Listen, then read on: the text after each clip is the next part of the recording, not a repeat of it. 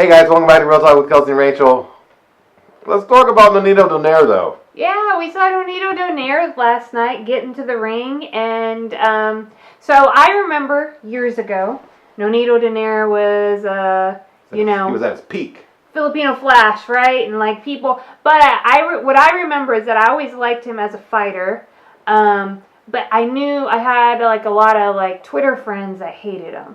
Yeah. So like I guess like his personality just rubbed them the wrong way. And then he kind of just fell off the map.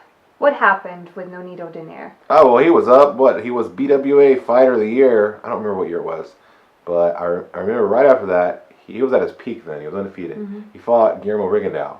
Okay. And Rigondeaux beat him up. It was a good fight, but I think pretty clearly Rigondeaux won that fight. And then since then he's kind of been up and down. Maybe his personal life. He had stuff going on, like with having a family. I think. Yeah, he's had a family. The story I made up is that maybe it's hard to be a boxer. Like it's a tough thing to do. He's had a great Hall of Fame career. And to have like put all of your energy into something when maybe you don't need it anymore. Well, maybe he's going to be a Hall of Famer easily. Mm-hmm. I think he's one of the better fighters of the last 20 years or so.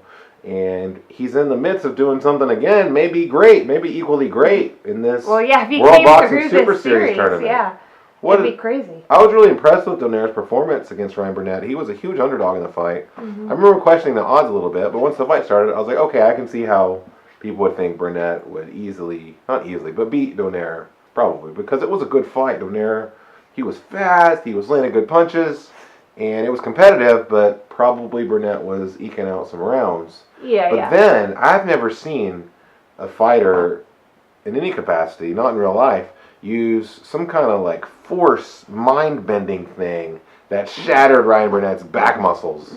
I'd never seen such a thing, and wow, what an amazing win for him. I jest, of course. Yeah. But really, it is truly, you have to give credit to Donaire for that. I know it's a freak injury, but that guy's back broke because he missed that punch. Yeah. What we can't know is it just like bad luck for Burnett, and he threw and missed and injured his back, and that's exactly like all it was? Or do you give a little more credit to Donaire and that his defense caused that huge miss, which ended up in an injury? So nobody can know that unless you, unless you're Jesus. Well, I prefer to give Donaire credit while also saying, it's probably a freak injury. I think you can do both. I don't think you can.